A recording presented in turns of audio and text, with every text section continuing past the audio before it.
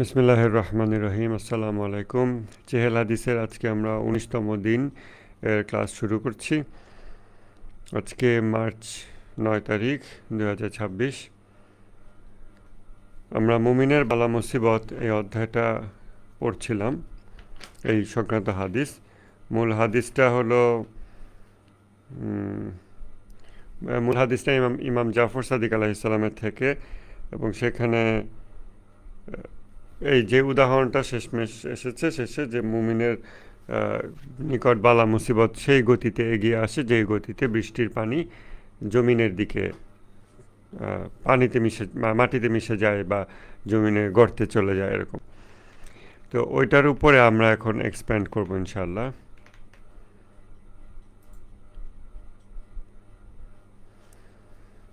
আজকে যেই জিনিসটা বিশেষভাবে আলাপ করব, যেই সাব টপিক মুমিনের বালা মুসিবত টপিকের আন্ডারে সাব টপিক, সেটা হচ্ছে যে reinforced learning. So reinforced learning theory সম্পর্কে অনেকেই আমরা জানি, সবাই জানি অ্যাকচুয়ালি। এই থিওরি, এই শব্দ দিয়ে নাম দিয়ে না জানলেও রিইনফোর্সড লার্নিং জিনিসটা কি এটা সবাই জানে।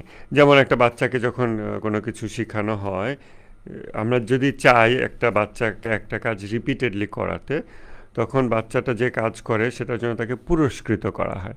পুরস্কৃত করলে সে যখন এটাকে ওই যে রিওয়ার্ড মেকানিজম আর কি, যখন সে কোনো একটা কাজে রিওয়ার্ড পায়, তখন ওই কাজটা আবার সে করতে আগ্রহী হয়।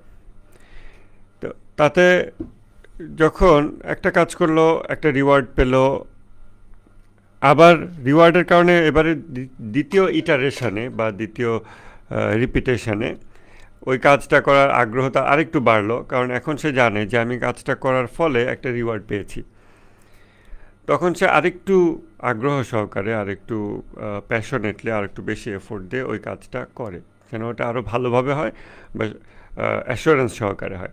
তারপর সে ওই কাজটা করে, এবং তারপর আবার যদি তাকে রিওয়ার্ড দেওয়া হয়, তখন তখন সে আরও শিওর হয়ে যায়। এবং ইন্ডাকটিভ থট প্রসেস এভাবেই কাজ করে যে 10 বার আমি একটা কাজ করেছি, প্রতিবারেই আর মানে রিওয়ার্ড পেয়েছি কাজটা করার, তখন মানুষ বোঝে যে এই কাজটা করলে পুরস্কার পাওয়া যায়। যেমন এই ধরনের লেখা লিখলে প্রশংসা পাওয়া যায়, এ ধরনের কথা বললে প্রশংসা পাওয়া যায়, বা এ ধরনের কথায় কাজ হয়, এরকম বিষয়, এরকম যেভাবে যেটা যার যে রিওয়ার্ড বা ডিজায়ার্ড লক্ষ্য উদ্দেশ্য।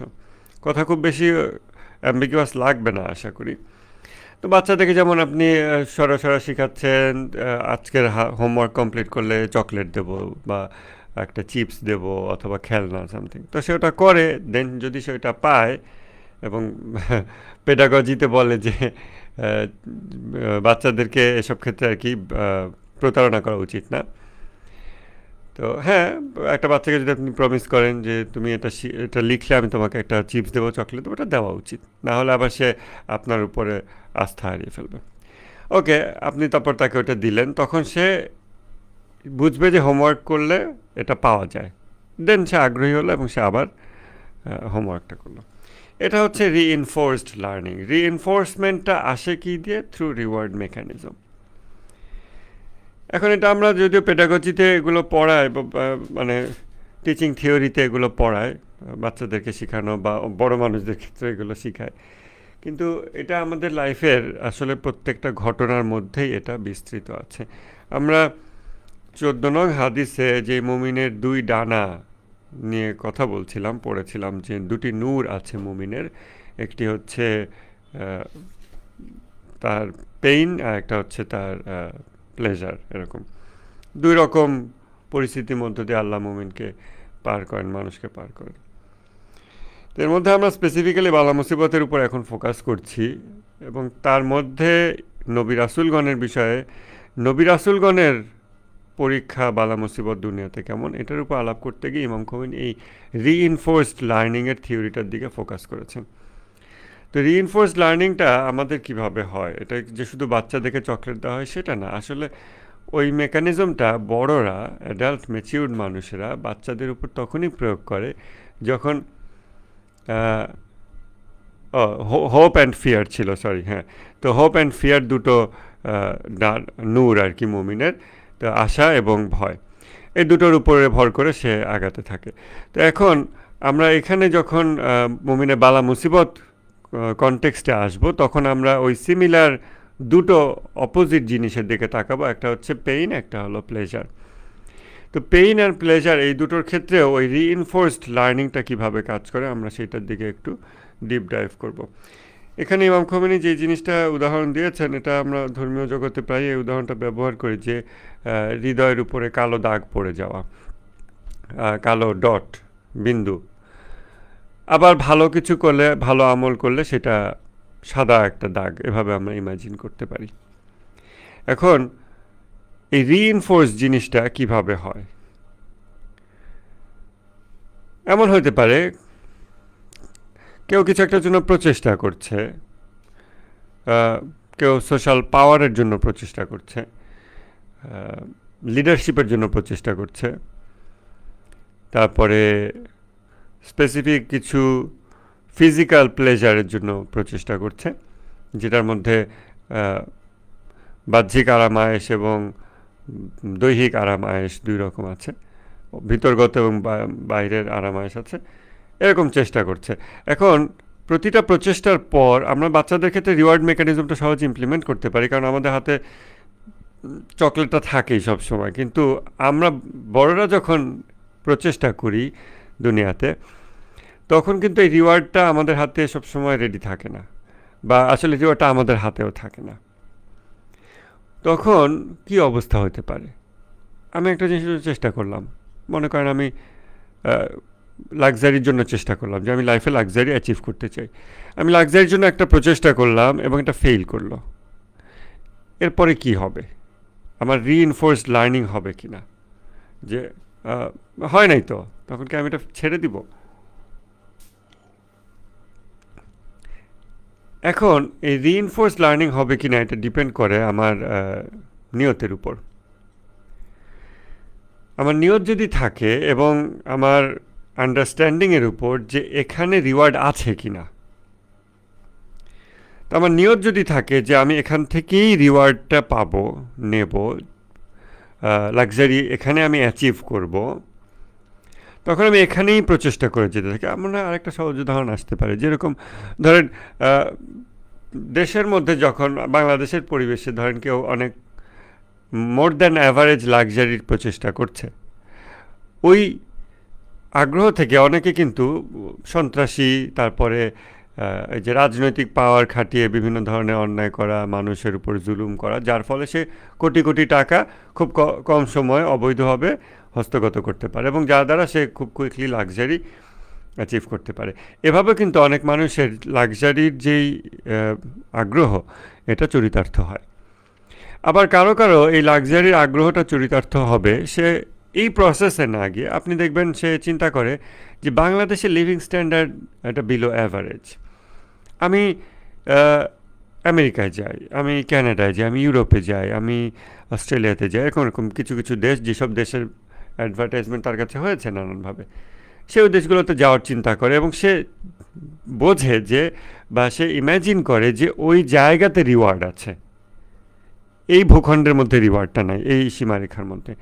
যেই জন্য, এবং একটু পরে ইমাম খোমেনি সিমিলার উদাহরণ দিয়েছেন, ওটার সাথে এটা মিলে যাবে, যেই জন্য সে ফিজিক্যালি বাংলাদেশে থাকলেও তার হৃদয় চলে গেছে আমেরিকায়, বা তার হৃদয়টা চলে গেছে ইউরোপে, কানাডা, অস্ট্রেলিয়া, জাপান, কোরিয়া, বিভিন্ন দেশ আমাদের বাংলাদেশের কনটেক্সটে আর কি।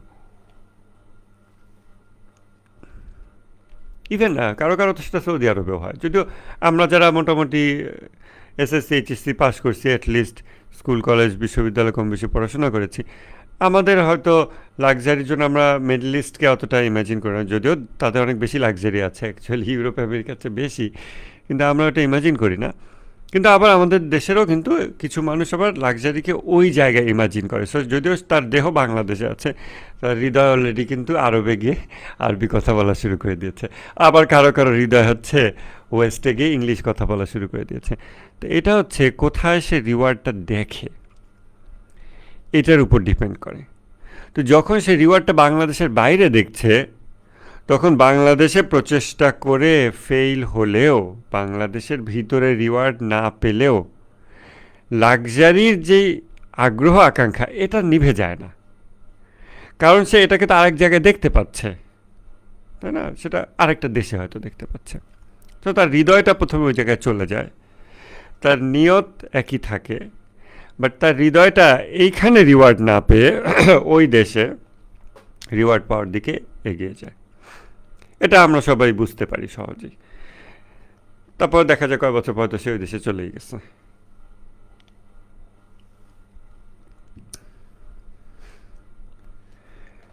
প্রতিটা ঘটনা নাফসের উপরে ছাপ ফেলে, প্রতিটা ভালো এবং প্রতিটা মন্দ।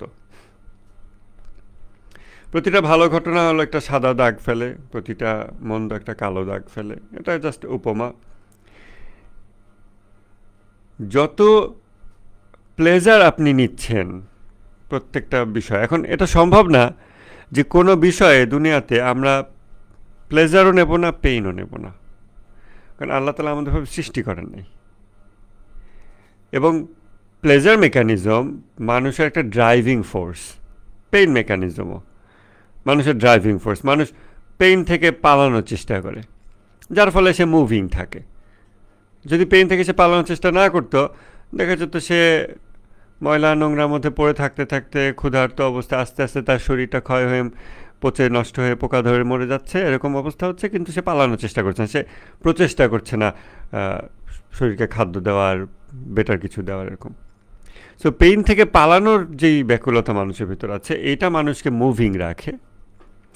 আবার পারসিভড প্লেজার, যে ও জায়গায় আনন্দ আছে, ও জায়গায় সুখ আছে, ওই জায়গায় সেটা আছে যেটা আমি এখন কামনা করছি, এটাও মানুষকে মুভিং রাখে। সো পেইন এবং প্লেজার মেকানিজম, এটা আল্লাহর দেওয়া মানে একটা মেকানিজম, এটা আমাদের মানে নষ্ট করে ফেলা যাবে না।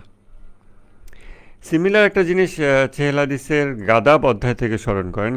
আমার মনে হয় চেহেলাদিসের যতগুলো অধ্যায় আমরা পড়ছি, গাদাব অধ্যায়টার সাথে সবাই বেশি রিলেট করতে পারছে, অ্যাঙ্গার রিলেটেড, অ্যাঙ্গার ম্যানেজমেন্টের বিষয়। তো ওইখানে একটা জিনিস, সুফিদের ভ্রান্ত দৃষ্টিভঙ্গি, যেটা আমরা আলাপ করছিলাম, যে সুফিরা অনেকে এই দৃষ্টিভঙ্গি পোষণ করে এবং প্রপাগেট করে যে আপনি যখন ধার্মিক আধ্যাত্মিক হয়ে যাবেন, আপনার ভিতরে কোনো রাগ থাকবে না, আপনি সফট হয়ে যাবেন, সবাই আপনার কাছে আসলে শুধু সফটনেস দেখবে, আপনাকে আঘাত করলেও আপনি সফটনেস দেবেন। এটার থিওরি যদিও ইসলামে আছে, কিন্তু অন্যটা যে নাই, অন্যটাকে নাকচ করে এই থিওরি নাই। আল্লাহ বলেছেন যে আল্লাহরই দয়া যে আপনি তাদের প্রতি রহমদিল হয়েছেন ইয়া রাসূল। যদি আপনি তাদের প্রতি রহমদিল না হতেন, তারা আপনার থেকে দূরে সরে যেত। বাট এই বাক্যটা মধ্যে এই কথা বলে দেওয়া হয়নি যে আপনি তাদের প্রতি রহমদিল হয়েছেন এবং আপনি কখনোই তাদের উপর তলোয়ার উঠাননি, উঠাবেনও না। এটা একই বাক্যে বলে দেওয়া হয়নি। সো যখন আমরা এই বাক্যটা পড়ি, তখন নবীর রহমদিল ব্যাপারটার দিকে আমাদের মনোযোগ চলে যায়। তখন আমাদের আবার ওই দিক থেকে মনোযোগটা সরে আসে, যে তার মানে তখন অনেকে ভুলভাবে অ্যাসিউম করে যে তার মানে নবী কখনো কারোর প্রতি কঠোর হইতে পারে না। এত রহমদিল একটা মানুষ, যাকে পাথর ছুঁড়ে মারে গায়ে, যার গায়ে উঠে নারী ভুঁড়ি চাপায় দেয়, এগুলো করে, তাও সে তাদেরকে ভালোবেসে তাদের সাথে ভালো কথা বলে, তাদেরকে ভালো দিকে ডাকে। এইরকম মানুষ কি কাউকে কারো ঘাড়ের উপর তলার উঠাতে পারে, মাথা দুইটুক মানে ঘাড় থেকে মাথা আলাদা করে দিতে পারে? এটা সম্ভব? এটা তো ওই দিকে ইভেন তার মনও যায় না। কিন্তু ওই বাক্যতে এটা বলে দেয়নি, সেভাবে অ্যাসিউম করা যাবে না। তো সুফিদের মধ্যে একটা বড় অংশ, মানে যারা নিজেদেরকে সুফি বলে বা সুফি আকিদা, সুফিজম, এই জিনিসটাকে এভাবে বলে, আমাদের অবশ্যই এভাবে বলা উচিত না। আমরা কনটেক্সট ওয়াইজ কখনো কখনো এটা বলতে পারি হয়তো, বাট আমাদের অবশ্যই ইনসানে কামেল, কামালত, কমপ্লিট হিউম্যান বিইং, এই বিষয়টাকে এগিয়ে আনতে হবে থিওরির জায়গায়। তো তখন সুফিরা বলে যে না, কোনো রাগ তোমার ভিতরে থাকা যাবে না, রাগকে ঝেড়ে ফেলতে হবে। এবং তখন আমরা গাদাব অধ্যায়ে দেখছিলাম যে রাগ যখন কেউ ঝেড়ে ফেলে, তখন সে মর্যাদাবান থাকতে পারে না, সে সেলফ ডিগনিটিও মেনটেন করতে পারে না।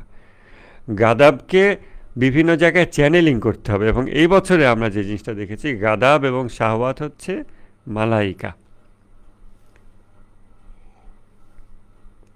তারা দুনিয়ার মালাইকা, দুনিয়ার ফেরেশতা। দুনিয়ার ফোর্স, যে ফোর্সগুলো আমাদেরকে কাজে লাগাতে হবে, কিন্তু সেটা প্রপার ওয়েতে। অতএব রাগ বাদ দিয়ে ফেলবো, এটা সঠিক নয়। এটা আমরা বিস্তারিত আলাপ করেছিলাম, অনেকের হয়তো স্মরণে আছে। যারা নতুন ক্লাস করছেন তাদের হয়তো এটা স্মরণ করার সুযোগ নেই। একইভাবে এই যে পেইন এবং প্লেজার মেকানিজম, এই জিনিসটা আমাদের বাদ দেওয়ার দরকার নেই। সো রিলিজিয়াস স্পিরিচুয়াল পারসন কেমন? তারা কি কোনো পেইন ফিল করে না? তারা কি কোনো প্লেজার ফিল করে না? এটা খুব কমন একটা কনসার্ন, কমন একটা কোয়েশ্চেন। কেউ কেউ হয়তো প্রশ্নগুলো করে বসে সরাসরি, এবং প্রশ্ন করাটা ভালো। অনেকে প্রশ্ন করে না, কিন্তু তাদের সাথে কথা থেকে বোঝা যায় যে তারা স্পিরিচুয়াল পার্সোনালিটিদেরকে এভাবে মনে করে নেয় যে তারা হচ্ছে একটা কাঠের মতো, একটা গাছের মতো, যার মারলেও শব্দ করে না, আদর করলেও শব্দ করে না, এরকম, মানে কোনো অনুভূতি নাই, এরকম আর কি। হ্যাঁ, সে অন্য জগতে আছে, এখানে তার কোনো অনুভূতি নেই। এই যে এরকম একটা ভুল ধারণা আছে। এরকম ভুল ধারণা ভিত্তিক সাইর ওয়া সুলুক মানুষকে অনুভূতিহীন প্রাণীতে পরিণত করবে। আলহামদুলিল্লাহ, আমাদের এরকম হওয়ার সুযোগ খুবই কম, কেননা আমরা আমাদের সাইর ওয়া সুলুকে যাদেরকে লিভিং যে সমস্ত পার্সনদেরকে আমরা গাইড হিসেবে পেয়েছি, যেমন শহীদ সাইদ আলী খামেনেই, তাকে আমরা খুব লাভিং একজন হিউম্যান বিইং হিসেবে দেখেছি, আবার খুব কঠোর একজন মানুষ হিসেবে দেখেছি। তাকে আমরা পেইন্ড হতে দেখেছি, যে ব্যথায় ক্রন্দনরত, কষ্টে। হ্যাঁ, কাসেম সোলেমানির জানাজা পড়ানোর সময় তার সেই কান্নার দৃশ্য যেটা দেখলে আমরাও কান্না করি। তো তাকে আমাদের যে ইমোশনলেস তো মনে হয় দূরের কথা, মনে হচ্ছে তিনি আমাদের চেয়ে অনেক বেশি ইমোশনাল। মানে আমাদের ইমোশনের মাত্রা যদি হয় 5%, 10%, তার মনে হয় 80, 90, 100%-এর মতো। পেইনও সবচেয়ে বেশি ফিল করে, এবং আশাও তার অনেক বেশি, ভয়ও বেশি, প্লেজারও বেশি, পেইনও বেশি, এরকম এরকম। তো পেইন এবং প্লেজার, এই মেকানিজমটা কখনো বাদ দেওয়ার জিনিস না, এটা আমাদের ভিতর থাকবে, রাখতে হবে। কিন্তু কিভাবে আমরা পেইন এবং প্লেজার মেকানিজমকে ব্যবহার করব আমাদের সাইর ওয়া সুলুকে, আধ্যাত্মিক যাত্রায়, এটা আমাদেরকে স্বচ্ছ দৃষ্টিতে দেখতে হবে। প্লেজার ব্যবহার করে যে রিওয়ার্ড মেকানিজম, এবং পেইন ব্যবহার করে যে কাউকে কোনো কিছু থেকে দূরে সরানোর যে পদ্ধতি, বা কোনো কিছু থেকে হেফাজত করার পদ্ধতি, এটা বাচ্চাদের ক্ষেত্রে সহজে প্রয়োগ করা হয়। ধমক দেওয়া, ভয় দেখানো, এটা হলে তোমার পেইন হবে, আগুনে হাত দিও না, কারেন্টে হাত দিও না, এরকম এরকম। আর এটা খাও, এটা খেলে এটা দেবো, ওটা করো, ওটা করলে ওটা পাবে, এভাবে করে রিইনফোর্স করা, যেটা তাকে আমরা যার থেকে দূরে সরাতে চাই, কারেন্টে হাত দেওয়া অথবা আগুনে হাত দেওয়া, সেটা থেকে আরও দূরে সরতে থাকে সে, এবং যেই দিকে তাকে নিতে চাই, খাবার খাওয়া বা পড়াশোনা করা বা ঘুমানো বা সময় মতো খেলা, যা করানো, সেটার দিকে সে আরও বেশি ঝুঁকতে থাকে, এবং এটা তার ভিতরে আরও রিইনফোর্সড হতে থাকে। সো এই রিইনফোর্সমেন্টের জন্য আমরা পেইন এবং প্লেজার দুটোকে ব্যবহার করি। যেহেতু পেইন এবং প্লেজার মেকানিজম মানুষের মধ্যে ইনবিল্ট একটা জিনিস, অতএব এটা আমরা বাচ্চাদের ক্ষেত্রে নিজেরা প্রয়োগ করছি, কিন্তু এটা আমাদের ক্ষেত্রেও প্রয়োগ হচ্ছে। এবং একটা বাচ্চার ক্ষেত্রে বাবা মা যখন 24 ঘন্টাই তাকে নিয়ে ব্যস্ত থাকে, যখন তার আর্লি ফেজে, যখন সে ছোট থাকে ওই সময়, এবং 24 ঘন্টায় হয় তাকে ভয় দেখাচ্ছে কিছুর, নাহলে তাকে বাহবা দিচ্ছে কিছুর। এবং এই পেইন এবং প্লেজার মেকানিজম, এই যে দুটো অপোজিট জিনিস, কিছুর আশা দেখাচ্ছে, কিছুর ভয় দিচ্ছে, কিছু আনন্দের ব্যবস্থা করে দিচ্ছে, কিছু ব্যথার ব্যবস্থা করে দিচ্ছে। আমার মনে আছে আমার স্কুল টিচার বলছিল যে তার ছেলে যখন মোমবাতি, তো আমাদের ছোটোবেলায় আমরা প্রচুর লোডশেডিংয়ের মধ্যে বড় হয়েছি, শেখ হাসিনা বাংলাদেশ থেকে লোডশেডিং দূর করে দিয়েছে, এবং দারিদ্র কিছু শ্রেণীর উপর, at the expense of some people, তাদেরকে অনেক দারিদ্র্যে ফেলে দিয়ে অনেক মানুষকে সে বিদ্যুৎ দিয়েছে। এনিওয়েজ, এটা ইকোনমিক ডিসকাশন। তো আমরা যেহেতু ওই প্রচুর মোমবাতিতে পড়াশোনা করতে হয়েছে ওই সময়, তো তো ছোটোবেলায় স্কুলের স্যার বলছিল যে তার বাচ্চা যখন ওরকম মোমবাতিতে হাত দিতে যায়, আমরা তো দিনে 8-10 ঘন্টা মোমবাতি জ্বালানো লাগতো, তো এরকম হাত দিতে যায়, বারবার নিষেধ করছে, তারপরে যখন সে শোনে নাই তখন স্যার বলতেছে আমি নিজেই ওর হাতটা নিয়ে মোমবাতির মধ্যে দিয়ে দিছি, তারপরে যখন সে ব্যথা পেয়েছে এখন সে আর করে না। তো এইটা হচ্ছে পেইন মেকানিজম। যদিও কেউ বলবে এটা ঠিক হয়নি, সেটা আলাদা বিষয়। বাট এই যে পেইন এবং প্লেজার, এই দুটো দিয়ে আমরা মানুষকে ট্রেন আপ করতে পারি। যেহেতু এটা মানুষের মধ্যে ইনবিল্ট জিনিস, অতএব এটা আমাদের মধ্যেও ঘটে যাচ্ছে নিয়মিত। এখন আমাদেরকে পেইন এবং প্লেজার দিয়ে কে আমাদেরকে পরিচালিত করতেছে এবং কোন দিকে পরিচালিত করতেছে? আনফর্চুনেটলি অথবা ফর্চুনেটলি এই পরিচালিত করার জায়গাতেও আমাকেই বসানো হয়েছে। ছোট বাচ্চা কিন্তু সে নিজে এটা ডিসাইড করে না যে কোন কোন জায়গায় তাকে রিওয়ার্ড মেকানিজম দেওয়া হবে, কোন জায়গায় তাকে পানিশমেন্ট মেকানিজম দেওয়া হবে।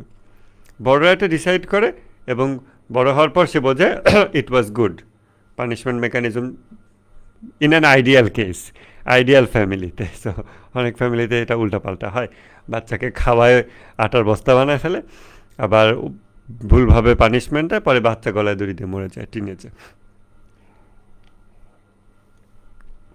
তো একটা আইডিয়াল ফ্যামিলিতে যে রিওয়ার্ড এবং পানিশমেন্ট মেকানিজম, এটা পরে বড় হওয়ার পর ওই বাচ্চা থ্যাঙ্কফুল হয় যে ইট ওয়াজ গুড, এটা আমার ভালো কাজে এসেছে, যুক্তিসঙ্গতভাবে সে চিন্তা করে।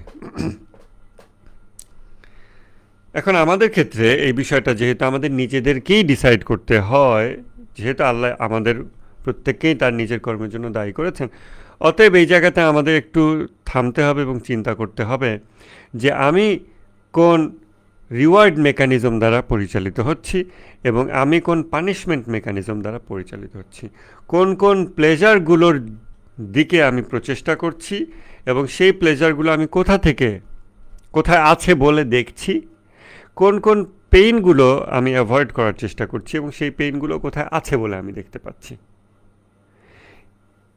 এই দুটো জিনিস, পেইন কোথায় আছে, প্লেজার কোথায় আছে। আমার ক্ষেত্রে রিওয়ার্ড মেকানিজমটা কি, আমার ক্ষেত্রে পানিশমেন্ট মেকানিজমটা কি, এগুলোর মাধ্যমে আমার রিইনফোর্সড লার্নিং হয়।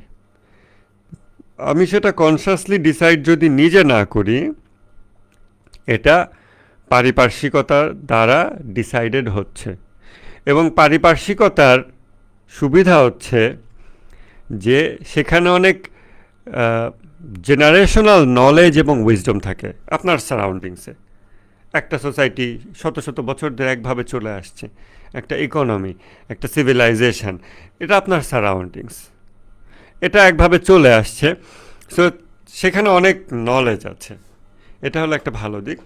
আর একটা খারাপ দিক হচ্ছে সে একই সাথে ইতিহাসের পঙ্কিলতাগুলো ক্যারি করতে থাকে। সো যত খারাপই আছে ইতিহাসের, সেগুলোও সে খুব সুন্দর সাংস্কৃতিক কাঠামোর মধ্য দিয়ে সে ধারণ করে সে বয়ে নিয়ে যায় শত শত বছর ধরে।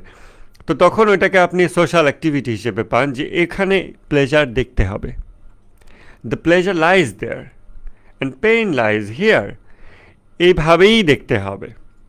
But it may not be the case, এটা আমাদের চিন্তা করে দেখতে হবে। এবং যেহেতু আল্লাহর রহমতে আজকে 5ম বছর আমরা চেহেল হাদিস করছি, এতগুলো বছরে আমাদের বেশ কিছু প্রিন্সিপল আমাদের হাতে এসেছে, বেশ কিছু মানদণ্ড হাতে এসেছে। অতএব এই প্রিন্সিপল এবং মানদণ্ড, এগুলোর মাধ্যমে আমরা এগুলোকে রিভিজিট করতে পারি যে কোন রিওয়ার্ড মেকানিজম আমাকে, it keeps me going, it keeps me moving everyday. ঘুমটা করতেছি, দাঁত ব্রাশ করতেছি, নাস্তা করতেছি, অফিসে যাচ্ছি, চাকরিতে যাচ্ছি, ব্যবসায় যাচ্ছি, কোথাও মিট করতে যাচ্ছি, কোনো প্রোগ্রামে যাচ্ছি, অথবা যাচ্ছি না, অথবা রেস্ট নিচ্ছি, what ever I am doing, কোন রিওয়ার্ড মেকানিজম, কোথায় আমি রিওয়ার্ডটা দেখছি, আর কোন জিনিসটা আমি অ্যাভয়েড করছি, কোথায় আমি পেইন দেখছি।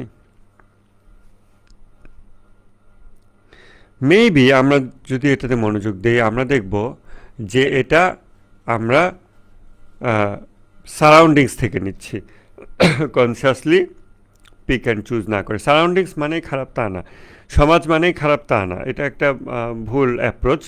সমাজকে দোষারোপ করা যে কোনো কিছুর জন্য, আহ, সমাজ তো এরকম বলে, সমাজ ওটা বলে, সমাজ ইসলামিক না, এটা ভুল দৃষ্টিভঙ্গি। কারণ আমরা সোসাইটির পার্ট, বলা উচিত আমি ইসলামিক না এভাবে বলা উচিত। সমাজ ইসলামিক না, অন ইসলামী সমাজ, আমি অন ইসলামী, এটা বলা উচিত। কারণ আমরা সোসাইটির পার্ট, আমরা সোসাইটি তৈরি করি, আমরা সোসাইটিকে হেফাজত করি, আমরা সোসাইটিকে টিকিয়ে রাখি। সো ওইভাবে খালি সোসাইটিকে দোষারোপ করে আর নিজেকে আলাদা করা, এটা ভুল দৃষ্টিভঙ্গি। এবং এই ভুল দৃষ্টিভঙ্গির ফলে সোসাইটিকেও চেঞ্জ করা যায় না এবং নিজেকেও চেঞ্জ করা যায় না। কারণ ব্যক্তি এবং সোসাইটি পরস্পর জড়িত এন্টিটি। তো এই জায়গাতে আমাদের কনসাসলি পিক অ্যান্ড চুজ করতে হবে আমাদের সারাউন্ডিংস আমাদের কী কী রিওয়ার্ড মেকানিজম দিচ্ছে, কী কী পানিশমেন্ট মেকানিজম দিচ্ছে। আমার রিইনফোর্স লার্নিং ওটার মধ্য দিয়ে হচ্ছে, হৃদয়ে যে সাদা দাগ এবং কালো দাগ পড়া ওটার মধ্য দিয়ে হচ্ছে। এটা হলো চক্রবৃদ্ধি হারে রিইনফোর্সড লার্নিং। যে উদাহরণগুলো সহজে ইমাম খোমেনি প্রথমে এনেছেন সেটা হচ্ছে প্রতিটা খাবারের আনন্দ, যৌনতা, আরাম, শারীরিক আরাম, এরকম প্রতিটা বিষয় আমাদেরকে ওই বিষয় পাবার আগ্রহ আমাদের ভিতরে বৃদ্ধি করে।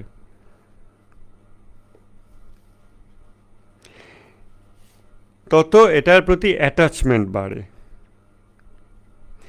এবং সমান অনুপাতে আল্লাহর প্রতি মনোযোগ কমে।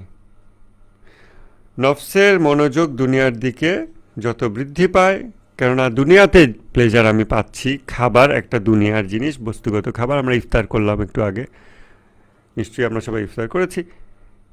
এখানে বস্তুগত যে প্লেজারগুলো আমরা পেয়েছি, এখন এটা নিয়ে একটু পরে আমরা একটু ডিপ ডাইভ করব। এইটা আমাকে আগামীকালকের ইফতারের প্রতি আরও আকৃষ্ট করছে কিনা।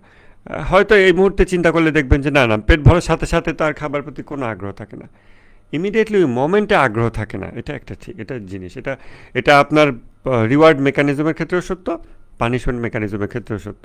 কারণ মানুষের রিওয়ার্ড এবং পানিশমেন্টের ক্ষেত্রে ব্রেইনে যেই হরমোনাল সিক্রেশন ঘটে, ওইগুলো ব্লাডে একটা স্পাইক হয় এবং এটা আবার নেমে আসে, এটা এক নিয়ম আছে। কিন্তু পরের দিন আবার ব্রেইন যে কমান্ড করে যে ও it's food, it's great food, tasty food, তখন যে আবার আর একটা স্পাইক হয়, বডির ভিতরে বায়োলজিক্যাল যে বিষয়গুলো ঘটে খাবারের ক্ষেত্রে, যৌনতার ক্ষেত্রে, এরকম, তখন ওইটার কমান্ড কোথা থেকে আসে? ওইটা নার্ভস যেইভাবে ট্রেন্ড আপ হয়েছে, যদিও গডলেস বায়োলজিতে বা গডলেস মেডিকেল সায়েন্সে এটা আলাপটাকে টোটালি নার্ভস থেকে বিচ্ছিন্নভাবে ব্রেইন কমান্ড দেয়, ব্রেইন এভাবে করে, এভাবে বলা হবে। বাট আমরা বিষয়টাকে সেভাবে দেখব না। নার্ভস যেভাবে করে মানুষের ব্যক্তিসত্তা যেভাবে ট্রেন্ড আপ হয়েছে, সেভাবে তার বস্তু দেহকে সে কমান্ড করে, ব্রেইনকে কমান্ড করে, ব্রেইন সেই কমান্ড রিলে করে এবং বডি সেই অনুযায়ী বডিতে কেমিক্যাল সিক্রেশন হয় এবং তখন ফুড, ওয়াও ফুড, সেই ইফতার, সেই খাবার, এরকম আগ্রহ আকর্ষণ সৃষ্টি হয়।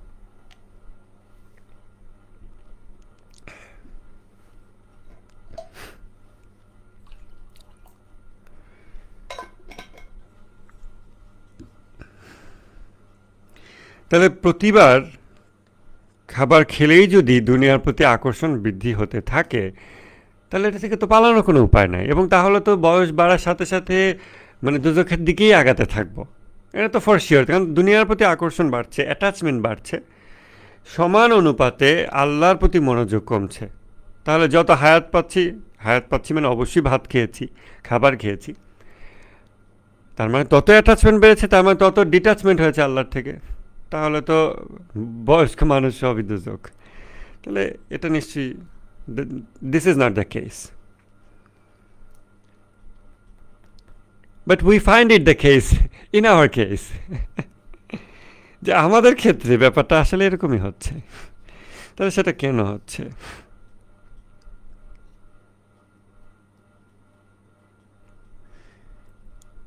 সূরা আরাফের 176 আয়াতে আল্লাহ বলেছেন, কিন্তু সে দুনিয়ার দিকে ঝুঁকে পড়ল এবং সে তার প্রবৃত্তির আনুগত্য করল। অতএব তার উদাহরণ সেই কুকুরের মতো, যার উপর বোঝা চাপিয়ে দিলেও সে হাঁপাতে থাকে, যার উপর বোঝা চাপিয়ে না দিলেও সে হাঁপাতে থাকে। এই উদাহরণটা কোরআনে মনে হয় এক জায়গাতেই আসছে, যদি আমার স্মৃতিতে এটা ভুল না হয়ে থাকে। এই একটা খুব মানে স্ট্রাইক করার মতো উদাহরণ কোরআনে আসছে, যে কুকুরের উপর বোঝা চাপিয়ে দিলেও সে জিভ বের করে হাঁপাতে থাকে, বোঝা চাপিয়ে না দিলেও সে জিভ বের করে হাঁপাতে থাকে। এখন আমরা মেবি আয়াত থেকে একটা উদাহরণে আসতে পারি। ওই যে প্লেজার, বাংলাদেশের ভিতরেই সে লাক্সারি খুঁজতেছে, এখন এজন্য সে রাজনৈতিক অন্যায় অপকর্ম করছে, তারপর সে এই লাক্সারি অ্যাভেইল করছে। আপনি দেখবেন এই মানুষ কুকুরের মতোই হাঁপাচ্ছে। যে মানুষ এই লাক্সারিকে ইউরোপ আমেরিকা দেখছে, সেও কুকুরের মতোই হাঁপাচ্ছে। কেউ পার্সোনালি নেন না বিষয়টা, আমরা অনেক ইউরোপ আমেরিকা গিয়েছি। সো আপনারা যদি মনে করেন কারোর প্রতি আমি ইঙ্গিত করছি, তাহলে আমার প্রতিও ইঙ্গিত ভেবে নিতে পারেন। তো সেটা ব্যক্তিগতভাবে ভাবার কিছু নাই। আমরা আগে থিওরিগুলো এস্টাবলিশ করি, তখন আমরা তাফাক্কুর ফেজ কমপ্লিট করার পর, তখন মানে কন্টেম্পলেশনের পর আমরা সেলফ এক্সামিনেশন পার্সোনালি নিজেরা করব। তো যে ব্যক্তি এখানে পলিটিক্যাল পাওয়ার খাটায় লাক্সারি চিন্তা করছে, সেও হাঁপাচ্ছে। যে ওইখানে করার জন্য প্রচেষ্টা করছে, বাইরে গিয়ে, দেশের বাইরে কোথাও গিয়ে করবে, সেও হাঁপাচ্ছে। আবার যে ওইখানে বহির্বিশ্বে লাক্সারি মনে মনে দেখছে কিন্তু ওটা পাচ্ছে না, সেও হাঁপাচ্ছে। এবং যে বাংলাদেশেই থাকতে চায়, এখানেই লাক্সারি পেতে চায়, কিন্তু সে এখানে পাচ্ছে না, সেও হাঁপাচ্ছে। মূলত যখন এই প্লেজারগুলো, লাক্সারিগুলো মানুষ এই আর্থ নামক পৃথিবীর ভিতরে প্লেজার এবং লাক্সারি সন্ধান করে, even within the halal boundary, তখনও সে হাঁপাইতে থাকে। সে দুনিয়ার দিকে ঝুঁকে পড়ল এবং সে তার প্রবৃত্তির আনুগত্য করল। এই প্লেজারের যেই সাগর, এটাতে ডুব দেওয়ার অবধারিত ফল হচ্ছে হুব্বুল দুনিয়া, দুনিয়ার প্রতি মহব্বত, ভালোবাসা। এবং যা কিছু এই দুনিয়ার বিপরীত, তার প্রতি বিতৃষ্ণা তৈরি হওয়া। তাহলে খাবার এই জিনিসগুলোকে আমরা বাদ দেবো না, বাদ দেওয়া সম্ভব না। মূল বিষয়টা হলো প্রোগ্রামিংয়ের উপরে, যে কোথায় আপনি পেইন এবং প্লেজার দেখছেন এবং কতটা নিশ্চিতভাবে দেখতে পাচ্ছেন যে এটাতে পেইন বা প্লেজার আছে। এটা তো আমরা কিছু কিছু ক্ষেত্রে আমাদের এই ম্যাচিউরিটি ডেভেলপ করেছে, অ্যাটলিস্ট খাবারের ক্ষেত্রে তো কিছু কিছু ম্যাচিউরিটি ডেভেলপ করেছে। যেমন অনেক খাবার আছে যেগুলো আমাদের জিহ্বায় খুবই সুস্বাদু, খাওয়ার মোমেন্টে জিহ্বায় খুবই সুস্বাদু, আমরা সবাই এগুলো খেয়েছি। আপনি দেখবেন অনেকেই চলতে ফিরতে বন্ধুবান্ধব কোথাও যাচ্ছেন, যে এই খাবারটা খাই, না না এটা খাবো না, এটা খেলে গ্যাস হবে, এটা খেলে এই হয়, বা ওটা খেলে ওই হবে। কিন্তু এটা যে প্লেজার দিচ্ছে, এটা তো শিওর, খাওয়ার মোমেন্টে তো আপনার জিহ্বায় টেস্ট লাগছে, কিন্তু খাবারটাতে সে এই প্লেজার না দেখে সে পেইন দেখতে পাচ্ছে। কেউ কেউ কিন্তু প্লেজার দেখছে। হ্যাঁ, আমার বড় মামার এরকম আমি ছোটোবেলায় দেখছি। তো সে রেগুলার সকালবেলা বের হয়ে যেত। ওই আমাদের তো অনেক রাজনৈতিক হয়রানিমূলক মামলার মধ্যে থাকতে হয়েছে দীর্ঘ সময়। তো ওরকম একটা সিচুয়েশানে বেশ অনেকদিন আমাদের বাসায় ছিল। তখন সে প্রতিদিন সকালে বের হয়ে যাবে, এই মানুষজনের সাথে দরবার টরবার করে পর আসতেছে। তারপরে এসে চিত হয়ে শুয়ে পড়ে বলে, মামা আমি আজকে শেষ। আর বললাম কী হয়েছে? বলে আমি আবার দুধ চা খাইছি। তারপরে আমি আমি আজকে মারা যাবো, ওই যে গ্যাস হয়েছে, আমি আজকে মারা যাব। তবে সব ছেলে মেয়েকে ফোন দিয়ে বলে আমাকে মাফ করে দিও, বউকে ফোন দিয়ে বলে মাফ করে দিও, আমি আজকে মারা যাব। তো আমাদেরকে বলে, আমার হাত পায়ে তেল মালিশ করে দে। তা আমরা এগুলো সব তার খেদমত করতেছি। তারপর আল্লাহ আমি আর দুধ চা খাবো না। তারপরে সেদিন সে সুস্থ হয়, রাতে আমরা তার সেবা যত্ন করে দিলাম। পরদিন সে আবারও বাইরে যায়, দরবার করে, এবং সে আবারও দুধ চা খায়। তো এটা অনেক মানুষেরই এরকম হয়। তো এটা ছোটোবেলায় ঘটনা, কিন্তু এটা এত আহ, মানে রিপিটেডলি ঘটতো যে আমার এখনও খুব মনে আছে, যে দুধ চা খেয়ে এসেই সে চিত হয়ে পড়ে গিয়ে ফোন টোন দিয়ে আমাকে মাফ করে দাও, সবাই মাফ করে দাও, এরকম। এনিওয়েজ, তো এখন এই মানে এক্ষেত্রে কিন্তু লার্নিংটা হচ্ছে না। এখানে পেইন মেকানিজম আছে, এখানে প্লেজার মেকানিজম আছে, বাট সামহাও এখানে লার্নিং ঘটতেছে না। এখন আমরা কিভাবে এক্ষেত্রে লার্নিং ঘটাতে পারি? কারণ আমাদেরও হয়তো আহ, কোনো খাবারের ক্ষেত্রে হতে পারে, কারো যৌনতার ক্ষেত্রে হতে পারে, কারো ফিজিক্যাল লাক্সারির ক্ষেত্রে হতে পারে, কারো ফিজিক্যাল বিউটি, পোশাক আশাক, এগুলোর ক্ষেত্রে হতে পারে। অনেক অনেক কিছু আছে, এটা তো শেষ নাই। হুম।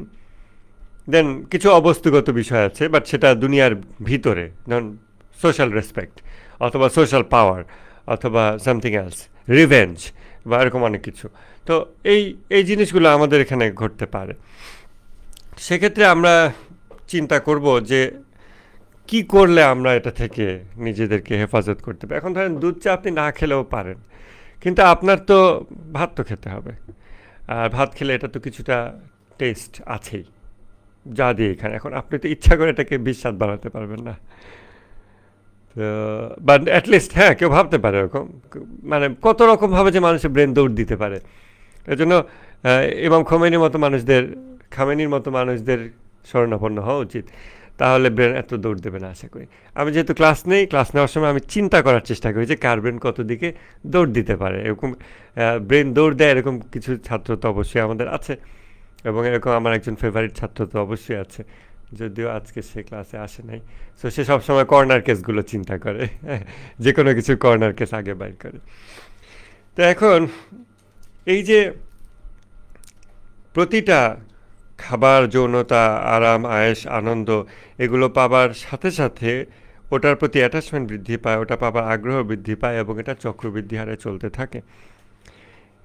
এটা থেকে মুক্তির উপায় কি? এবং কেউ যদি এটাতে সচেতন না থাকে, তাহলে কিন্তু ইভেন সে জানেও না সে কতটা আটকা পড়ে গেছে।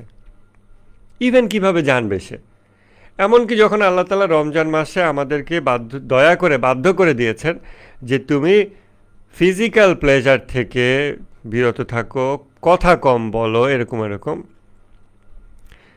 তখনও আমরা এমন ইফতারের আয়োজন করছি, মন ভরে, হৃদয়ে যা কিছু চায় সেই পরিমাণে ইফতারের আয়োজন, যা মন চায় পেট ভরে খাও, যত খাও তত সোয়াব, তত বন্দি হচ্ছে। তো এভাবে আসলে তখন আমাদের এটা প্র্যাকটিস করার সুযোগ হয় না। আমরা 40 দিন একটানা ক্লাস করতে আমাদের কি কষ্ট হয়ে যাচ্ছে? আমরা কি এরকম কোনো রোজায় নিজের সাথে ওয়াদা করতে পারবো যে এই রোজায় আমি শুধু লবণ দিয়ে ভাত খাবো ইফতারে 30 দিন? তখন সাথে সাথে আমাদের ব্রেন যুক্তি দেবে, না না, এভাবে হলে তো বডি নিউট্রিশন পাবে না, ইনাফ নিউট্রিশন পাবে না, প্রোটিন লাগবে, এটা লাগবে, ওটা লাগবে। ওকে, গো অ্যাহেড। তো নিউট্রিশন একটা ট্যাবলেট খান, ওইগুলো সাপ্লিমেন্টস খান, কারণ তাতে আপনার টেস্ট লাগবে না। সাপ্লিমেন্টস খেয়ে আপনি ওগুলো এনশিওর করেন। তারপর আপনি দেখেন যে আমি 30 দিন শুধু লবণ দিয়ে ভাত চটকায় খাইতে পারি কিনা, আর পানি, এটাই সেহরি, এটাই ইফতার। তখন আমি রিয়েলি পরীক্ষা করতে পারবো একবারের জন্য হলেও জীবনে, যে জিব্বা আমাকে কতটা বন্দি করেছে। রমজান মাস আমাদেরকে এরকম কিছু সুযোগ দেয়, কিন্তু আমরা ওটাকে হয়তো সেভাবে কাজে লাগাচ্ছি না। অ্যাটলিস্ট নিজের অবস্থা একবার, মানুষ যেমন ব্লাড টেস্ট করে লাইফে, বলে একবার অমুক টেস্টটা লাইফে একবার করে দেখা উচিত। বিভিন্ন টেস্ট আছে, যারা একটু বেশি হেলথ কনসাস তারা এগুলো করে, মেডিকেল চেক আপ। আমাদের অন্তত জীবনে 1-2 বার এরকম একটা স্পিরিচুয়াল চেক আপ করা উচিত, যে আমি দেখি তো ফুডের প্রতি আমার অ্যাটাচমেন্ট কেমন, টেস্ট করে দেখি, ট্রাই করে দেখি। এবং সেটা যে খুব কঠোরভাবে নিজেকে বাঁধতে হবে তা না, বরং মূল উদ্দেশ্য থাকবে এটা ইমপ্লিমেন্ট করা আমি কতটা সহজে করতে পারছি, নাকি আমার ডিফিকাল্টিস হচ্ছে, ডিফিকাল্টিসটা মেপে দেখা, ওইটার একটা হিসাব রাখা, যে মেবি 1 দিন 2 দিন আমি শুধু ভাত খেলাম, তৃতীয় দিনে আমার মনে হচ্ছে বমি হয়ে যাবে, আমি কি গিলতেছি এটা পারতেছি না, এরকম লাগতেছে। ওকে, তাহলে আমার আমার আসলে কত গভীরে এটা, সেটা আমি তখন বুঝতে পারলাম। এভাবে করে মেপে দেখা যেতে পারে। এটা জাস্ট মেপে দেখা, কিন্তু এর মানেই না যে এখানে সলিউশন হয়ে গেছে।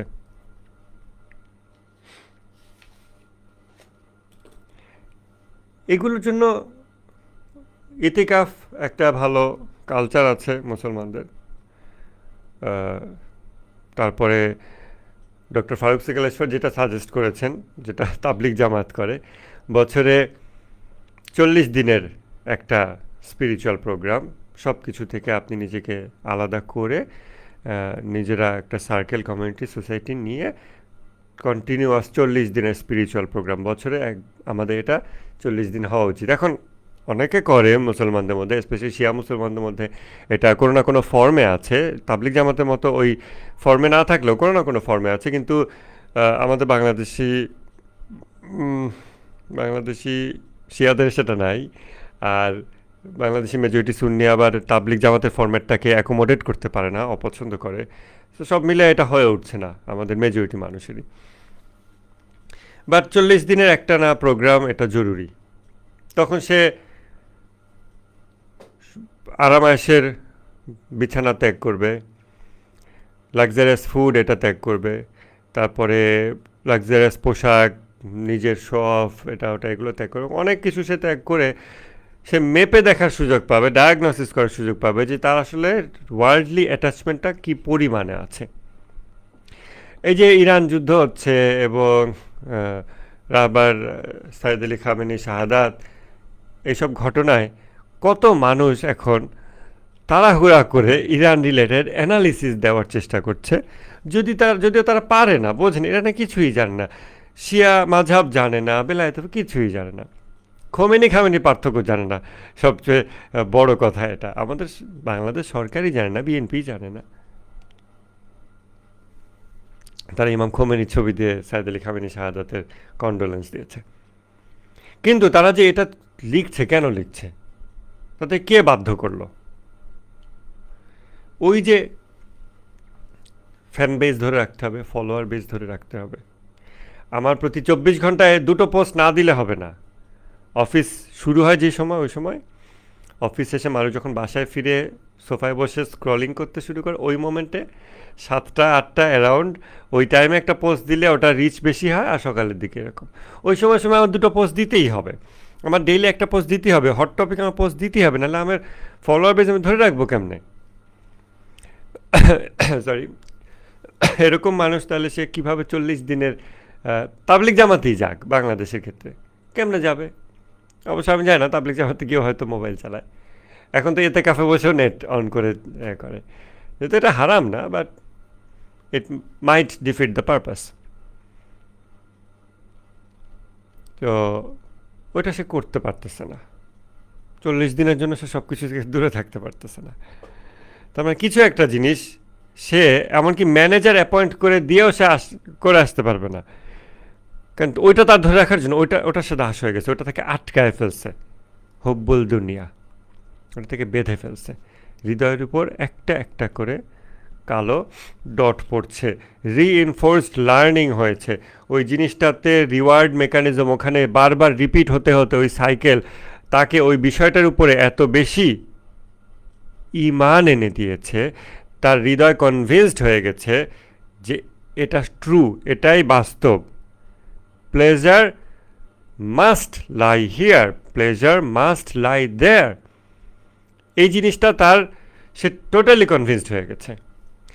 আমরা আরও তুলনা করলে খেয়াল করতে পারি যে ছোট বাচ্চারা কিন্তু পেটে ক্ষুধা লাগলেও তারা কিন্তু খেলতে থাকে, ক্ষুধা লেগে গেছে তাও সে খেলছে।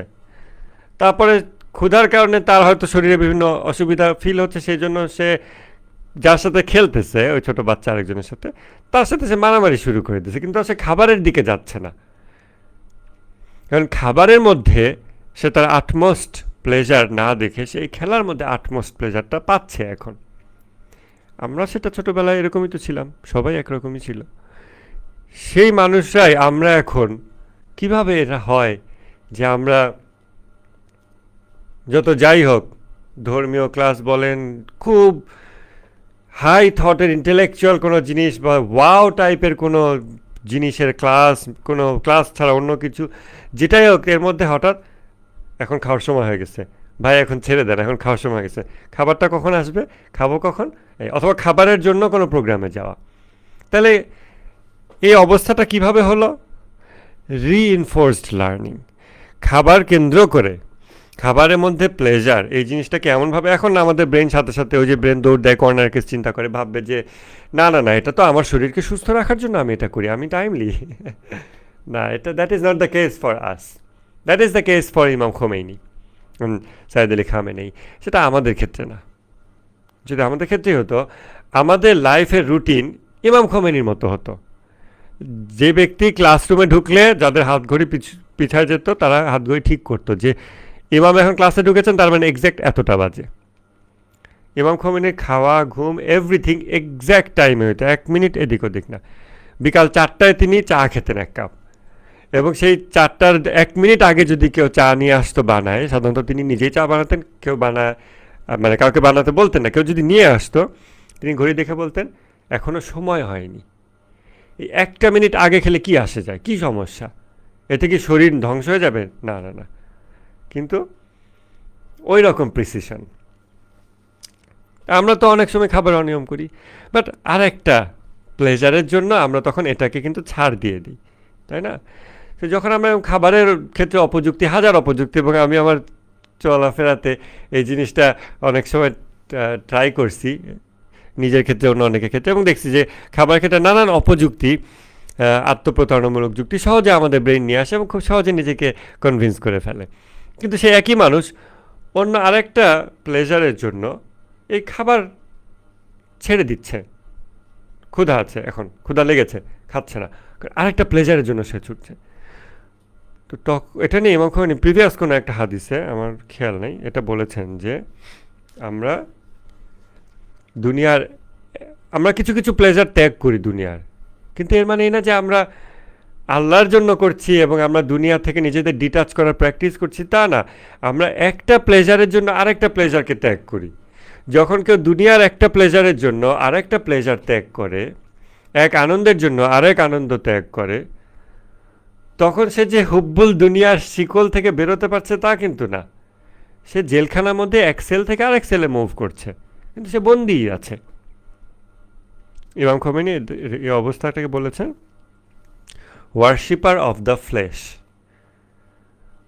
মাংস যার ইলাহ হয়ে উঠেছে, উপাস্য হয়ে উঠেছে, যে মাংসের পূজা করে, মানে নিজের মাংসের ক্ষুধা, শরীরের যা কিছু খাদ্য এবং যৌনতা, ওয়ার্শিপার অফ দ্য ফ্লেশ। এটা খুবই, যেখানে এটা বলেছেন যেভাবে, ওটা পড়লে ওটা খুবই প্রভাব সৃষ্টি করে। তো এই হচ্ছে রিইনফোর্সড লার্নিং। আমাদের ইভেন হালাল খাদ্য, এটাকে কেন্দ্র করেও আমরা বিপথে যেতে পারি।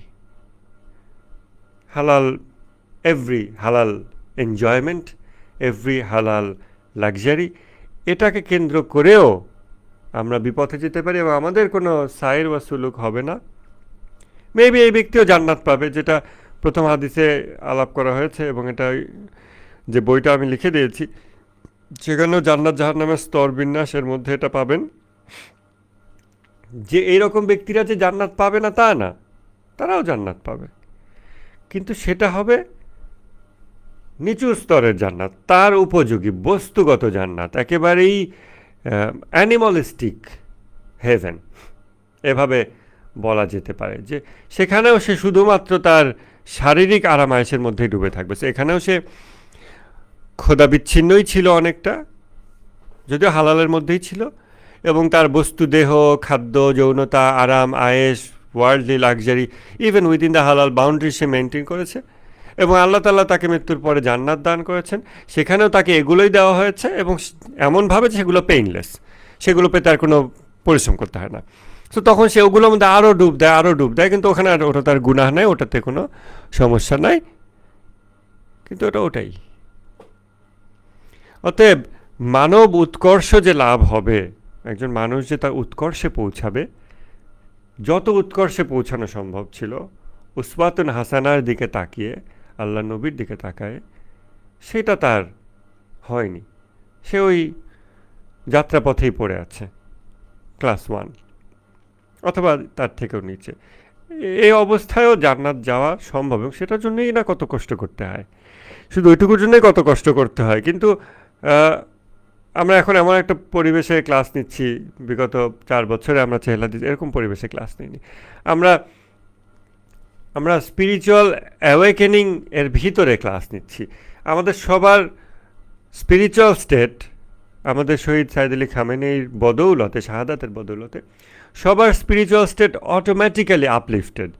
ইভেন ইফ আমরা খুব পেট ভরে ইফতার করে চিত হয়ে শুয়ে পড়তেছি, আমাদের এরকম কিছু মোমেন্ট যদি লাইফে এখনও হতে থাকে, যেখানে আমরা খোদা বিচ্ছিন্ন হয়ে যাচ্ছি, অন্তর মরে যায় ভর পেটে, এটা হাদিস আছে, এরকম যদিও হয়, তবুও ওভারঅল আমরা একটা স্পিরিচুয়ালি আমাদের শিফট ইন দ্য কার্ভ ঘটেছে, এমন অবস্থায় আমরা আছি।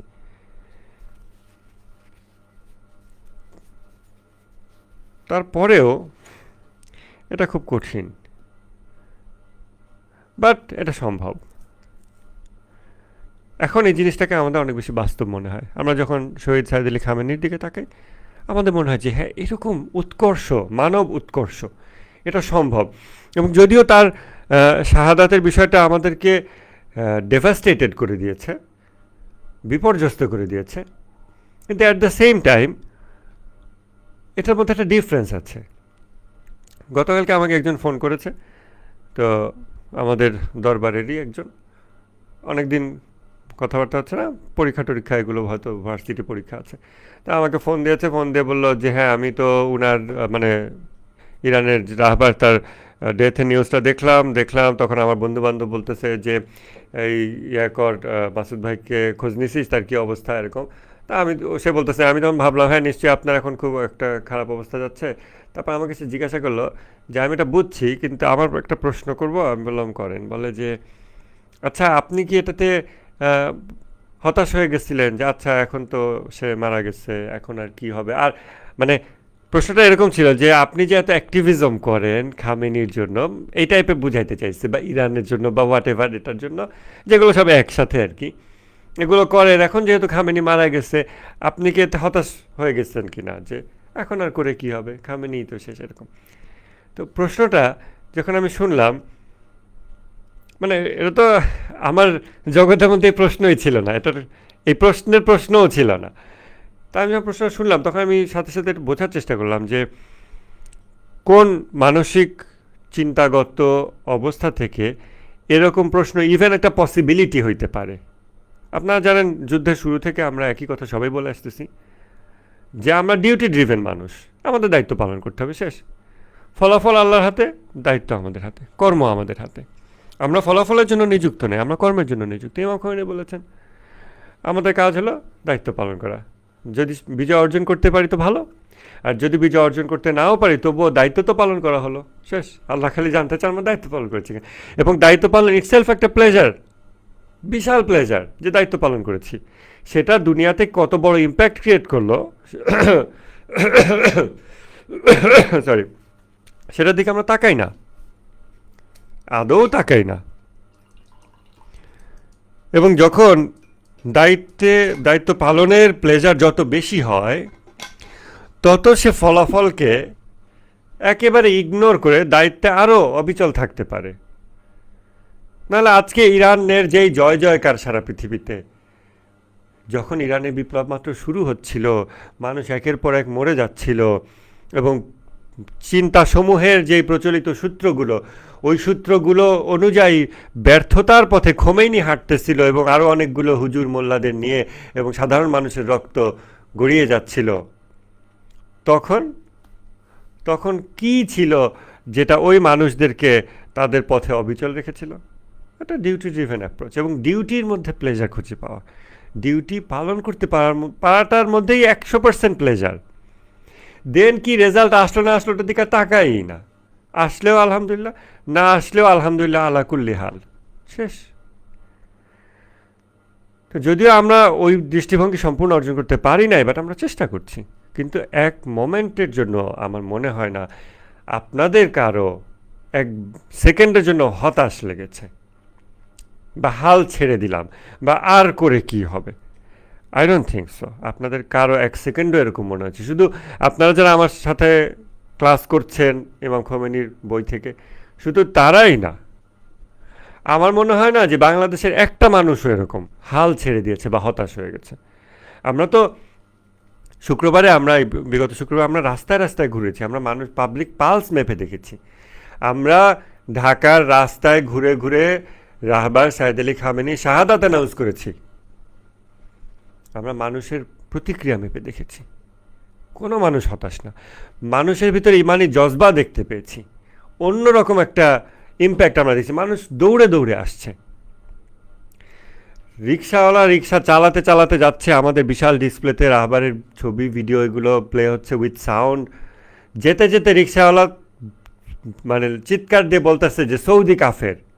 তাকে তো আমরা এটা শিখাইনি, কোনো মসজিদ থেকে তো এটা শিখায়নি।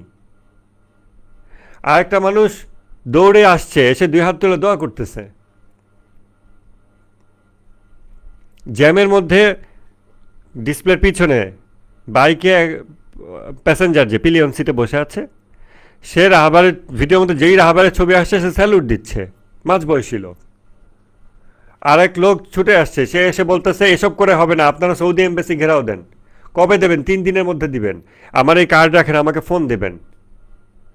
এরকম প্রৌঢ় এরকম হবে সেই লোকের বয়স। আমরা পাবলিক পাস মেপে দেখেছি, কোনো একটা মানুষকে আমরা হতাশ দেখিনি যে আহা খামেনি মারা গেছে আর কি হবে, তাহলে আমরা আমেরিকার দাসত্ব তাবেদারি করি না। আপনি দেখেন মানুষ হতাশার ফেজ থেকে উঠে আসছে এবং মানুষ দায়িত্বের জগতে প্রবেশ করতে পারতেছে, অনেকটা প্রবেশ করে গেছে। আমরা যতটুকু মেপেছি, আমাদের আরও সারা বাংলাদেশে এভাবে আমাদের মেপে দেখা উচিত, মেপে দেখা দরকার। প্রতিটা জেলায় জেলায় আমাদের এরকম রোড শো করা উচিত এবং মানুষের পালস মেপে দেখা উচিত। আমরা রিক্সাওয়ালার হাতে, আমরা রানিং গাড়ি চলতেছে, অটো রিক্সা যাচ্ছে, রিক্সাওয়ালার হাতে আমরা 2-3টা পোস্টার দিয়ে দিচ্ছি রানিং অবস্থায়। রিক্সাওয়ালা ওখান থেকে নিজে একটা রেখে বাকিগুলো আবার প্যাসেঞ্জারদের হাতে দিচ্ছে। কোনো দিন চিন্তা করেছেন রিক্সাওয়ালা একটা জিনিস নিজে পায় এবং প্যাসেঞ্জারদের হাতে দেয়? কারণ ওই মোমেন্টে সে আর রিক্সাওয়ালা আর সে আর প্যাসেঞ্জার না, তারা এক হয়ে গেছে। সো সে তার ভাইকে দিচ্ছে, সে তার বোনকে এটা দিচ্ছে। আমরা এগুলো দেখলাম তো, হতাশা প্রশ্নই আসে না। কে হতাশ হবে? কেন হতাশ হবে? সবাই দায়িত্বের অনুভূতির মধ্যে আছে। আমরা নিজেদেরকে খুব খোলসবদ্ধ করে রাখি, আমরা মানুষের সাথে মিশি না, আমরা পাবলিক বাস মেপে দেখি না। একবার মানুষের সাথে মিশে দেখেন, কথা বলে দেখেন।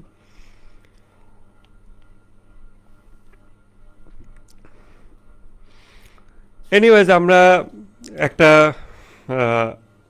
শিফট ইন দ্য কার্ভ হয়েছে আমাদের স্পিরিচুয়াল স্টেটে রাহবার সাইদ আলী খামেনি শাহাদাতের কারণে।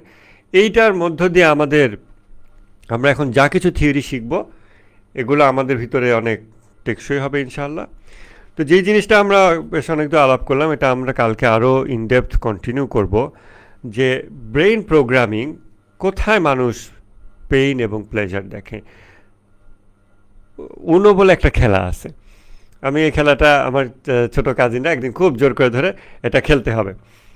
ঠিক আছে, তো আমাকে শিখাই দিল, ওই মোমেন্টে শিখছি, খেলছি, বাট এখন আবার ভুলে গেছি। এর মধ্যে একটা জিনিস মনে আছে, এটা হচ্ছে রিভার্স। একটা অপোজিট সাইডে পরস্পর বিপরীত দিকে তীর চিহ্ন দেওয়া একটা কার্ড আছে, ওই কার্ডটা যে দেবে তখন কাউকে একটা রিভার্স চাল দিতে হবে বা রিভার্স কিছু করতে হবে, এরকম। সব ওই যে পাশা উল্টে যাওয়ার মতো ব্যাপার আর কি, এরকম। তো এখন এই যে নবী রাসূলদের প্রসঙ্গে ইমাম খোমেনি এই হৃদয়ে দাগ পড়া ব্যাপারটা আলাপ করছেন বা রিইনফোর্স লার্নিংয়ের ব্যাপারটা বলেছেন, আলাপ এনেছেন, সেটা নবী রাসূলদের ক্ষেত্রে ঠিক আমাদের অন্য রিভার্স, আমাদের উল্টা। যেখানে আমরা সুস্বাদু খাবার, তাহলে আরও সুস্বাদু, ওয়াও এখানে লাক্সারি, এখানে পয়সা, এখানে রেসপেক্ট, এখানে পাওয়ার, আরও। যেই জায়গাতে আমরা এটা দেখি সেম অ্যামাউন্টের সেম জিনিসে জাস্ট রিভার্স। নবী রাসূলগণ দেখেন, এটা তো পাওয়ার না, এটা তো অ্যাবসলিউট পাওয়ার না, এটা তো ট্রু পাওয়ার না, এটা তো আসলে পাওয়ার না, এটা এত সীমাবদ্ধতা সরকার না, এটা তো পুরোপুরি প্লেজার না, এই ফুডের সাথে আবার অনেকগুলো পেইন চলে আসে, না এটা তো এটা না, এর সাথে অনেকগুলো পেইন আছে। তারা তাদের চোখে, তাদের স্বপ্নে, কল্পনায়, আশা, কামনায়, এগুলোতে তাদের যেটা আছে সেটা হলো এটা আল্লাহর কাছে। ওইখানে এটা সবচেয়ে সুন্দর। কখন আমি এখান থেকে যাব, আমি ওইখানে যেতে চাই। তো যেমন বাংলাদেশে বসে অনেকে আমেরিকান হয়ে যায়, হৃদয়টা ওখানে বসবাস করে। America is good, perfect, beautiful, best in every aspect of human society and life.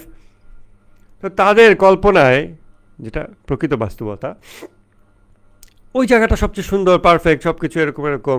তাই তখন এই জায়গাতে তাদের বিতৃষ্ণা তৈরি হয় প্রত্যেক খাবারে, প্রত্যেক আরামায়েশে, প্রতিটা ইটারেশনে।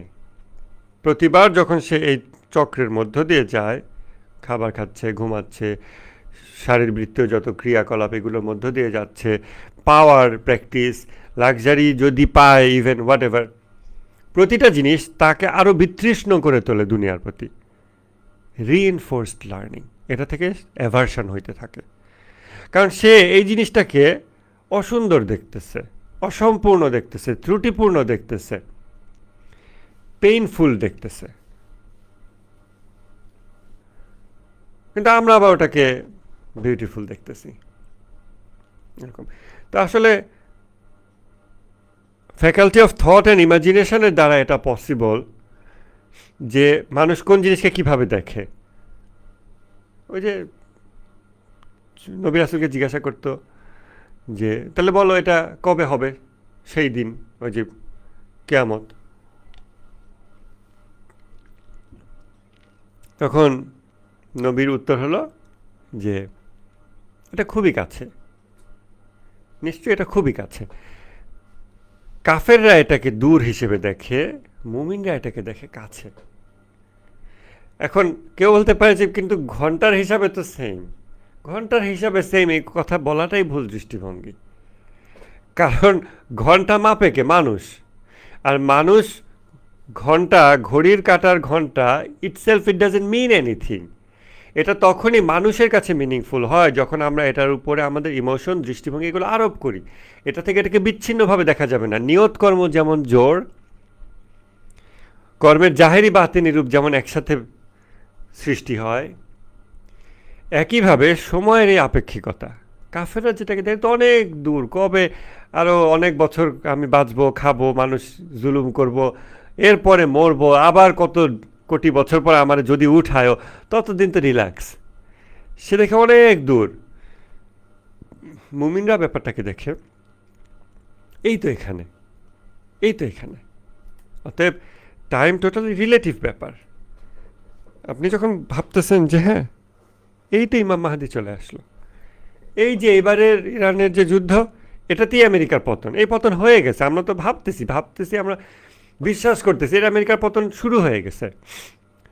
অনেকে বলবে কই, কিভাবে এটা সম্ভব? না না না, এটা তো জাস্ট কথা প্রসঙ্গে বলি যে ছোটোবেলায় আমি একটা বই দেখছিলাম, আমার আব্বুর লেখা, 2000 সালে পাবলিশ বই, তখন আমি স্কুলে পড়ি। তো বইটা পাতলা একটা চটি বই ছিল, সেটার নাম হলো পতনের দ্বারপ্রান্তে আমেরিকা। তো আমরা তো ভাই বোনরা সব, আব্বুর বই যখন পাবলিশ হলো আমাদের বাসায় কপি আসলে, আমরা হাসতেছি, এটা কোনো বই, কী বই লিখছে, হা হা আমেরিকা নাকি পতনের দ্বারপ্রান্তে। আমরা তাকে নিয়ে হাসতেছি যে একটা ভুল একটা বই লিখেছে। বই পড়িও নাই আমরা, পড়ার কোনো দরকারও নেই, কারণ এটা একটা ভুল একটা বই, এটা কে পড়ে? তো এখন ওই সময়ে একজন জিওপলিটিক্যাল অ্যানালিস্ট বা একজন জার্নালিস্ট, তার চোখে বিভিন্ন মেট্রিক দিয়ে মেপে মনে হচ্ছে যে আমেরিকা পতনের দ্বারপ্রান্তে। আমাদের চোখে মনে হয়নি। আজকে থেকে 10 বছর আগে থেকে, 10-12 বছর আগে থেকে তখন আমি এটা বলতে শুরু করছি যে পতনের দ্বারপ্রান্তে আমেরিকা। হ্যাঁ, সো মানে ওই যে আব্বু বই 2000 সালে দেখছি, তারও আর 12 বছর পরে তখন আমার মনে হচ্ছে হ্যাঁ আমেরিকা পতনের দ্বারপ্রান্তে। আর এই যে যুদ্ধ শুরু হলো, এখন তো আমার মনে হচ্ছে পতন তো হয়েই গেছে, শেষ, আমেরিকা শেষ। তা আমাকে কেউ বলে, আমার এক বোন আছে ইউএসএ থাকে, সে বলতেছে চলে আসো আমেরিকায়। আমি বলি দে আমেরিকায় কে যায়? ওখানে ওটা কোনো দেশ, ওখানে কেউ যায়? ওটা তো শেষ। কয়দিন পর আপনারা চলে আসবেন, আপনারা বাংলাদেশে আসবেন, ওটা তো শেষ। এখন কে কীভাবে দেখে? এখন আমি যখন ফেসবুকে মাসখানেক আগে মনে হয় পোস্ট দিছিলাম, ইরানে হামলা অত্যাসন্ন, তখন কে আমাকে যেন এরকম তামাশা করে, মানে আমাকে টন্ট করে কমেন্ট লিখেছে, মানে ওই পোস্ট করার বেশ কয়েক সপ্তাহ পরে, যে কই ইরানে হামলা, আপনি বললেন অত্যাসন্ন, ভাই কবে হবে, আপনি যে বললেন আমি তাকে রিপ্লাই দিই নাই। এখন সমস্ত ক্যালকুলেশনে আমেরিকার অবস্থা হয়েছে, ট্রাম্পের অবস্থা হয়েছে শেখ হাসিনার মতো। এটা আগে বলছি, শেখ হাসিনা মানে Trump is experiencing the Sheikh Hasina moment. Sheikh Hasina moment হচ্ছে শেখ হাসিনার হাতের অ্যাভেলেবল সমস্ত অস্ত্র সে ঘুরায় ফিরায় ব্যবহার করে ফেলছিল, আর নতুন কোনো অপ্রয়োগ করা অস্ত্র ছিল না, নতুন কোনো কৌশল ছিল না, নতুন কোনো ওই একই কৌশল, ইট বালু সিমেন্টের জন্য কান্নাকাটি করা, মেট্রো রেলের জন্য কান্নাকাটি করা, স্বজন হারানোর বেদনা ওইটা বলা, দেন র্যাব, পুলিশ, বিজিবি, এই বাহিনী ওই বাহিনী, আনসার, সব কিছু নামানো, ছাত্রলীগ নামানো, ইনক্লুডিং ছাত্রলীগ, 9টা সশস্ত্র বাহিনী ঘুরে ফিরে কারফিউ দেওয়া। আর কি অস্ত্র আছে, আর কি অস্ত্র দেখাও, নতুন কি আছে তোমার, আর কিচ্ছু নাই। ভান্ডারের সমস্ত কলা কৌশল এবং অস্ত্র প্রয়োগ করে ফেলেছে। আমেরিকার প্রেসিডেন্ট সেই সেম অবস্থায় আছে। অতএব তাদের ক্রিয়েটিভ কলা কৌশল শেষ, তাদের ওয়ার ডিসেপশন ট্যাকটিক সব শেষ, তাদের ওয়ারের যত ট্যাকটিক সব শেষ, আর কিচ্ছু নাই, সব এক্সপোজ, সব আমরা জানি, সব দুনিয়াবাসী জানে। এখন তাকে চলে যেতে হবে, এটাই বাস্তব। অতএব এই ক্যালকুলেশনে আমরা ক্লিয়ার নিশ্চিন্ত হয়ে বলতে পারি যে মার্কিন সাম্রাজ্যের পতন শুরু হয়ে গেছে, এবং এটা একটা হিউজ সিনেম্যাটিক কলাপস হবে। হাসিনার পার্লামেন্ট পালা যাওয়াতে বাংলাদেশ যেভাবে এফেক্টেড হয়েছিল, মার্কিন সাম্রাজ্যবাদের পতনে গোটা পৃথিবী তার চেয়ে অনেক বেশি এফেক্টেড হবে, এবং আরও বেশি সিনেম্যাটিক একটা কলাপস আমরা দেখব। সেটা কবে? খুব শীঘ্রই। খুব শীঘ্রই বললে আবার ফেসবুকে পোস্ট দিলে কেউ বলবে খুব শীঘ্রই কই, আপনি বললেন কই, আজকে তো 2 বছর হয়ে গেছে, কই হয়নি। তো টাইম হলো রিলেটিভ ব্যাপার। এনিওয়েজ, আমরা এই জিনিসটা নিয়ে আবার কালকে আলাপ করব, যে একই জিনিসে আমরা পেইন প্লেজার দেখছি, নবী রাসূলগণ পেইন দেখছেন কেন, রিইনফোর্সড লার্নিং আমাদেরকে কোথায় নিয়ে যাচ্ছে, এবং আমাদের আর কতটুকু হায়াত আছে, সুযোগ আছে এটাকে ফিক্স করার জন্য। ফিক্সটা টোটালি ব্রেন প্রোগ্রামিংয়ের ব্যাপার। ঠিক আছে, আমরা আজকে ক্লাস এখানে শেষ করছি। আমরা কোনো প্রশ্নোত্তর করার অবস্থা নাই খুব বেশি, তো ইনশাল্লাহ আমরা আগামীকালকে আবার ক্লাসে বসবো। আসসালামু আলাইকুম।